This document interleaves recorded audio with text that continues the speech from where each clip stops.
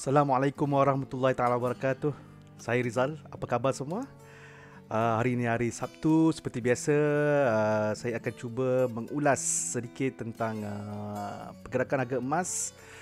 Um, Banyak yang berlaku dalam masa seminggu ni. Uh, di mana harga emas pada hari Jumaat yang lepas, kalau kita lihat dia menjunam menjunam dalam 2.65%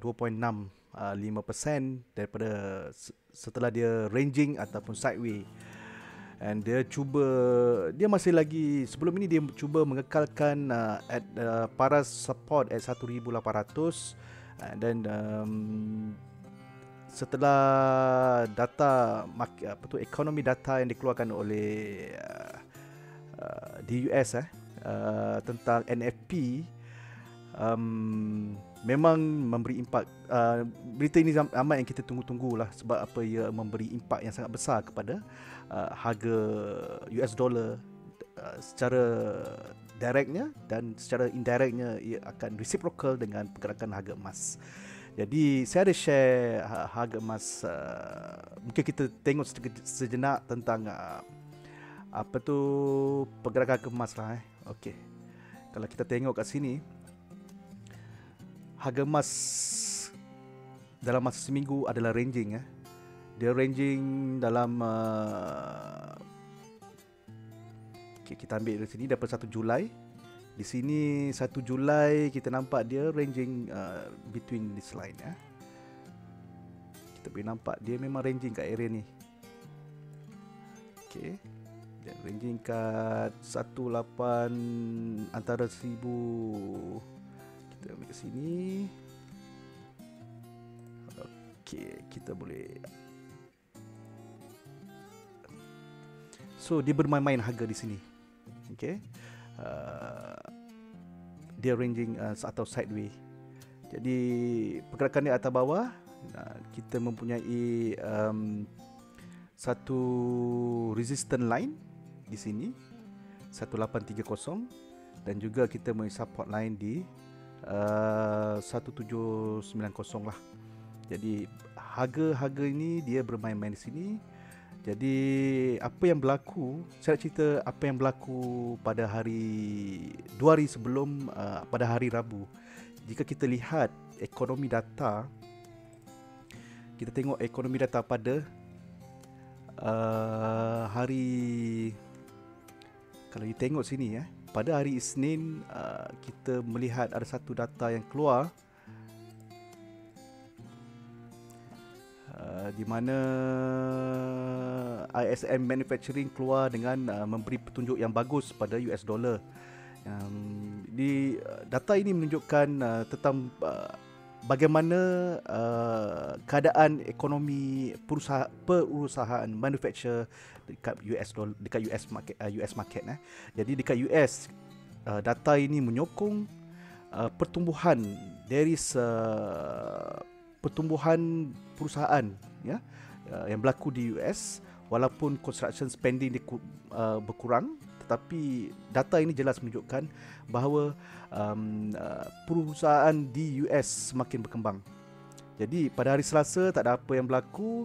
Hari Rabu ada satu data yang kita tunggu-tunggu, 8 suku 8 suku dibanding ADP Non-Farming Employment Change.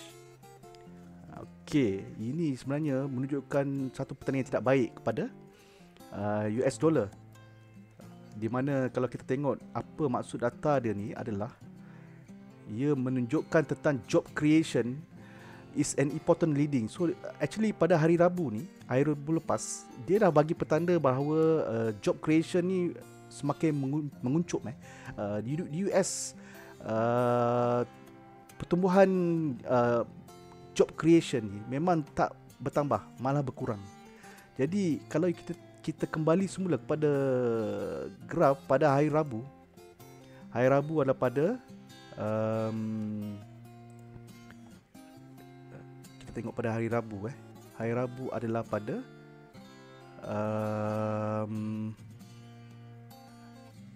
this one. Tengok bulan 8. Yes. tengok pada this part. Sorry, this one ni sebelum bulan 8 lah. So there's a small spike pada this part. Kita tengok data tu bila ya. Ini sangat penting. Ekonomi data sekarang sangat penting untuk menentukan hala tuju harga emas. Kita tengok data ni bila dikeluar pada 5 Ogos. 5 Ogos ADP Non-Farming Employment Change menunjukkan penguncupan. Menunjukkan penguncupan bermakna perusahaan di US sekarang sedang menguncup. Jadi kita tengok dari segi impak pada 5 hari bulan, there's a huge spike here. Tak besar jugalah, dalam 1%. Okay, dalam 1%. Menunjukkan US dollar menurun dan emas seperti biasa dia akan reciprocal, dia naik. Dalam masa 1%. Saya rasa dalam jarak sini kita boleh measure peningkatan dalam 1%. 1%. Jadi walau bagaimanapun data ini hanya bertahan selama berapa lama kita boleh tengok? 1 jam, 2 jam, dalam 3 jam saja. Dan US harga emas jatuh kembali, melenyapkan peningkatan 1% ini. Kenapa ia berlaku? Kita tengok apa yang berlaku pada hari itu. Ini kerana selepas pukul 8.15 PM ni, pukul 10 keluar satu lagi data, ISM Services PMI. Apa dia benda ni? Ini sebenarnya ia adalah menunjukkan indicate industry expansion. Jadi kita tak faham sebab data pukul 8 tadi dia menunjukkan employment growth ataupun job creation. Okey, data ini menunjukkan job creation menguncup. Tak banyak pekerjaan-pekerjaan baru yang dicipta untuk menampung untuk rakyat US.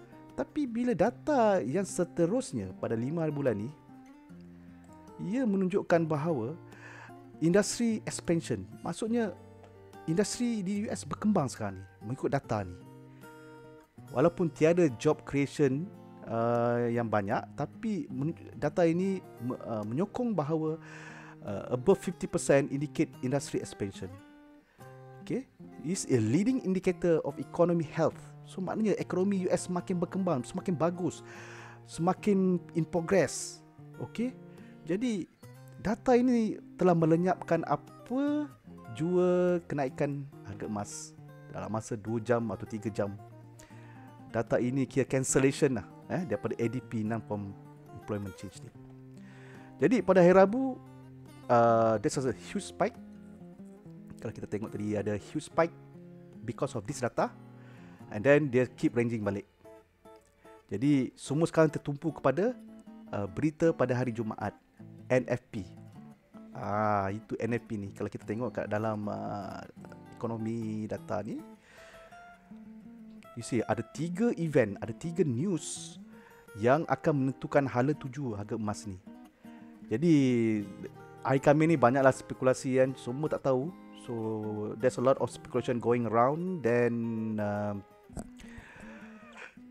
jadi ada hari Jumaat, masa yang ditunggu-tunggu pukul 8.30, data menunjukkan ketiga-tiga data ini menyokong. Okay, dia menunjukkan positif kepada ekonomi US. Secara langsung menguat US dollar. Jadi apa sebenarnya tiga-tiga data yang penting ni? Ia adalah berkenaan dengan NFP. Okay, non-farm employment change, unemployment rate and also average hourly earning. So ini data yang menunjukkan bahawa berapa banyakkah, berapa banyak, kita tengok sini, this is a vital economy data release. Dia nak tunjuk job creation is important. So maknanya data ini sebenarnya cancel apa yang telah di-announce pada hari Rabu, ADP. This is NFP, non-farming employment. Jadi data ini sebenarnya lebih penting dan lebih crucial. Non-farming, kita panggil NFP, kita is non-farming payroll. Maknanya berapa banyak job creation untuk rakyat US. bagaimana dengan job market sekarang ni, adakah makin berkurang atau bertambah. Jadi berdasarkan pada data ini, okey, NFP menunjukkan peningkatan yang ketara pada hari Jumaat ni, pada semalam. You see, bulan lepas dia target minus 0.5, bulan lepas also minus 1.3, tapi sekarang menunjukkan positif numbers. Ini menunjukkan average hourly income meningkat, dan juga peningkatan dari segi jumlah pekerjaan. Daripada, kalau you tengok sini, daripada dia target 1530, dan jumlah pekerjaan yang meningkat adalah 17, which is dia melebihi apa yang diorang forecast, tapi masih lagi berkurang pada bulan lepas. Tapi inilah satu petunjuk yang baik untuk US dollar dan berita buruk untuk emas. Okey, jadi data NFP ni juga menunjukkan kadar pengangguran. Okey, kadar pengangguran turun daripada 5.4% kepada 5.9%. Jadi secara tak langsung data-data ini menyokong kenaikan ataupun pengembangan peningkatan nilai US dollar secara direct. Memang ini is a big news. Jadi sekarang ni pun kalau kita tengok dekat US adalah sama musim panas. Jadi di saat ini memang peluang pekerjaan memang ada, ia mendorong kepada pertambahan pekerjaan dan juga sektor pendidikan as well. Jadi apa yang Fed buat sekarang? Fed sekarang dia dah berubah. Kalau sebelum ni kita tengok dia lebih kepada dovish punya approach. Sekarang kita boleh nampak sekiranya ekonomi semakin meningkat, peluang pekerjaan makin meningkat, jadi mereka akan bertukar menjadi hawkish. Apa itu hawkish? Mereka akan cuba mengetatkan, mereka akan cuba mengetatkan monetary policy. Jadi sebelum ni kita tahu Fed is dovish approach, meaning dia akan menyebabkan US dollar tak meningkat, tapi keadaan berlaku sebaliknya. US dollar meningkat. Jadi emas cuba bertahan. Sebab apa? Fed dah bersikap sebagai dovish. Dia masih melonggarkan monetary policy dia, menyebabkan harga US dollar patutnya turun, tapi tidak berlaku sedemikian rupa. Jadi emas ni tersepit, dia cuba bertahan. Jadi kita boleh tengok harga emas, dia cuba bertahan pada support 1815, 1800, ranging around that. Jadi bila ada data, mendapat data daripada ekonomi data ni yang menunjukkan sekarang ni is an indication that ekonomi US semakin bagus, peluang pekerjaan semakin banyak, nilai perusahaan semakin berkembang. Jadi apa yang Federal akan buat adalah dia akan cuba mengetatkan dasar monitoring system dia. Contohnya dia boleh meningkatkan interest rate pinjaman. Mereka boleh tempering the stimulus, mana mengurangkan inject duit. Sekarang ni diorang inject duit je dalam market. Sekarang ni mungkin mereka mengurangkan pembelian bond dan aset. Dan ini adalah petunjuk jelas bahawa mereka dah cuba tempering the economy diorang, mengetatkan dasar monetary mereka. Seterusnya ini kesannya akan menguatkan lagi nilai US dollar. Tapi jangan lupa sekarang ni apa yang diorang kadar inflasi diorang juga semakin meningkat, tapi diorang cakap ini adalah transition, ini adalah sementara saja, dan diorang fokus ini akan turun sekiranya ekonomi dah restart, dah regenerate balik, orang semua dah ada kerja, ekonomi berkembang, rakyat semua kembali seperti biasa, dan mereka menjangkakan kadar inflasi akan turun. Jadi at this stage saya menganggarkan harga emas. Kalau kita tengok sini, dia sudah pecah dekat 18 around 1800, dan dia akan turun pada support 1760, which is saya target 1760, dan dia sekarang dah sampai sini dan ternyata 170 ni dah jadi support. Okey. Jadi kita harap kita mau lihat lagi pada percakapan saya, harga emas ni boleh turun lagi.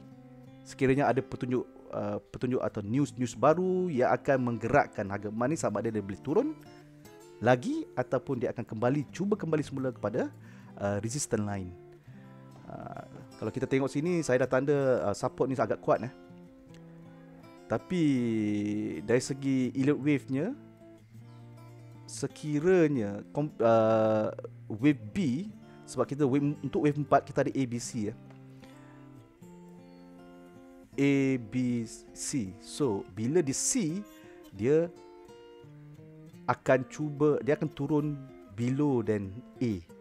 Okay, that's the rule of elliott wave. Jadi apa yang saya anggarkan, harga ni akan turun lagi. Tapi tak ada siapa yang boleh meramal. Saya pun tak boleh garanti benda ni berlaku. So sekarang dia akan bermain-main di support line 1760. Jika ada petunjuk baru, news baru, maka ia akan memberi efek atau memberi impak kepada harga emas. Sama ada dia akan turun ataupun dia akan cuba naik kembali pada 1810, 1800 dan 1815 dan seterusnya 1830. Nobody knows. Kita bergantung pada ekonomi data, kerana Federal akan diam buat seketika sampai September. Kita akan tunggu NFP untuk bulan Ogos yang akan di-announce pada first Jumaat bulan September, pada minggu pertama Jumaat bulan September. Di situ akan ada NFP punya announcement again lah. Jadi kita nak tahu apakah pergerakan, sama ada dia akan pergi bull ataupun bear. Nobody knows. Okay. Jadi apa yang saya cerita kat sini sekarang, ini adalah peluang kita sebenarnya. Kita panggil situasi ini sebagai discount price, di mana emas dah turun, emas telah turun harga. Adalah baik untuk kita mengambil peluang ini untuk membeli, menambah grammage emas kita. Kena kita tahu, selepas dia complete wave C ni, wave 4 ternyata dah complete, dan dia akan meroket untuk membuat wave yang kelima, the ultimate wave. Kalau kita tengok sekarang, okay, saya boleh share sedikit idea saya. Kita boleh nampak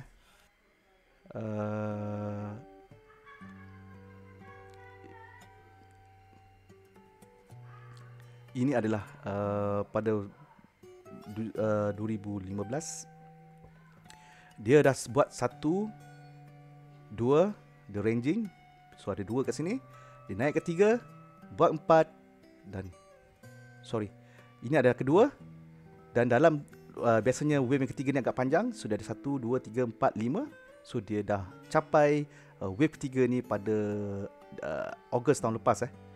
Ogos tahun lepas is a peak in the history pada 20477071. Ini dah complete wave 3. Now sekarang ni kita melalui fasa wave 4, di mana wave 4 ada ABC penurunan 1, 2, 3. Jadi apa yang saya pasti, harga emas akan turun lagi, tapi tak tahu sampai bila. Ia bergantung kepada petunjuk-petunjuk dalam ekonomi data dan juga of course Federal punya announcement. Jadi ini adalah masa untuk kita membeli. Kerana apa? Kerana selepas ini dijangka wave 4 ni, ABC wave 4 complete, dia akan buat satu terjahan ke atas lebih tinggi daripada wave 4 ni. Dia akan pergi melepasi mungkin 2100, mungkin more lebih daripada itu. Jadi apa tunggu lagi? Saya rasa ini adalah satu peluang untuk kita membuat pembelian emas, grammage emas, untuk menambah simpanan emas kita, agar kita akan dapat menikmati profitnya setelah emas ini melantun semula lebih tinggi daripada tahun lepas, Ogos tahun lepas. Jadi ini adalah kemungkinan. Saya tak garanti, tak ada apa. Ini cuma analisis kita. Tapi kita kena juga tengok atau correlate dengan fundamental news, data. Jadi kita boleh tahu apa sebenarnya yang berlaku. Kita keep aware what's happening around. Jadi nak beli emas, belilah sekarang. Kenapa? Mungkin saya boleh zoom sedikit, mungkin saya boleh share sedikit. Okay, sekiranya tuan-tuan beli pada harga sekarang, for example 1760, Tuan-tuan beli kat sini. So harga, ingat kita punya margin price 3% kan. Jadi setiap kenaikan daripada ini sudah dikira sebagai 1% equivalent to 10%. So ingat, if you beli kat sini, harga melepasi 1812. You see ya. This penurunan ni sebenarnya ialah offset ataupun harga penurunan. Kalau you beli kat sini, bila dia kembali semula pada harga sebelum ni, okay, tuan-tuan dah dapat cancellation daripada profit margin 3% daripada company tu. Jadi setiap kenaikan 1%, 2%, 3% equivalent to times 10. Jadi nampak tak peluang sebenarnya? There's an opportunity. This is a game. This is an opportunity yang kita main sekarang, di mana dengan kita membeli secara leverage, kita dapat memaksimumkan potensi keuntungan kita. Daripada kita beli emas 1 gram, emas fizikal, kita beli 1 gram, 1 unit pada 1 gram, atau 1 gram pada profit 1 one to one. Tapi dengan menggunakan konsep JEE 10X, kita dapat menggandakan potensi profit 10 kali ganda berdasarkan 1% kenaikan harga emas selepas this point. Yes, sebab apa? Ini adalah profit margin yang company ambil 3%. Okay, 3%. Jadi setiap kenaikan selepas ini 1% equivalent to 10%. Jadi ini adalah peluang sebenarnya untuk kita membeli. Jadi tidak ada salahnya kita beli sini, kita tahu pada 1812 dan ke atas kita dah enjoy profit. Sekiranya harga jatuh lagi, kita buat layering lagi, kita beli lagi, bermaknanya kita akan dapat keuntungan lebih awal daripada yang sebelumnya. Jadi that is a reason kita buat layering, sebab kita tak tahu harga sini mungkin stop ke sini dekat support line ni. Mungkin dia akan bounce balik dan membuat satu terjahan, dan dia kata ini adalah complete wave C. Kita tak tahu. Ataupun dia akan turun lagi. Dan kita tahu apa next support seterusnya. Kita tahu next support seterusnya adalah di sini pada 1600, something like that. Ataupun dia akan berkurang daripada wave A ni. Dia akan kurang daripada 1672. Dia akan kurang. Tapi ini pun tidak menjadi satu yang pasti berlaku. Kita tak tahu. Dia is market ya. Ini, that's why this program bukan skim cepat kaya, bukan money game. Is totally pure on pergerakan harga emas. Kita akan untung sekiranya kita beli pada harga rendah, kita jual pada harga tinggi. It's similar like a stock market. Kita beli harga rendah, buy low, sell high. Tapi kali ini kita sama juga dengan macam stock market, tapi kita juga menggunakan standing leverage 1 kali 10 atau JE 10X. Kita beli 1 unit, kita dapat gramage 10 kali ganda. Berdasarkan leverage yang diberi pada kita secara pembiayaan untuk membeli emas. Jadi dapat konsep ni, dia sama macam stock market, tapi kita punya leverage yang patuh syariah, yang secara tawaruk, yang halal, patuh syariah, yang menggunakan sistem tawaruk. Ya, pastikan kamu semua faham tentang macam mana ia boleh mendapat patuh syariah secara tawaruk. Ya, ia sama dengan macam konsep bank Islam, it's same konsep. Dan saya nak jelaskan kat sini, Quantum Metal hanyalah satu syarikat yang membuat jual beli emas. Okey, jual beli emas. Dia tidak ada macam contohnya like company, scam company ataupun money game company yang company akan bagi you keuntungan. Tidak. Apa yang kita buat sekarang, apa yang kita dapat sekarang adalah semata-mata kita membeli emas dan menjual emas untuk dapat profit. Dengan ada leverage, company memberi facility leverage untuk kita beli emas. Daripada situ kita beli 1 unit, kita dapat 10 unit. 9 unit tu kita buat pembiayaan. Kita buat pembiayaan dengan company, dan untuk apa? Untuk membeli emas. There's no money game. Daripada kita dapat 1 unit, kita dapat 10 gram. 1% kenaikan, bila kita ada 10 kali ganda, is equivalent to 10%. Jadi tuan-tuan mantapkan calculation, fahamkan betul-betul. It's not a money game, it's not a scheme cepat kaya, it's totally a investment. Pelaburan kita beli emas.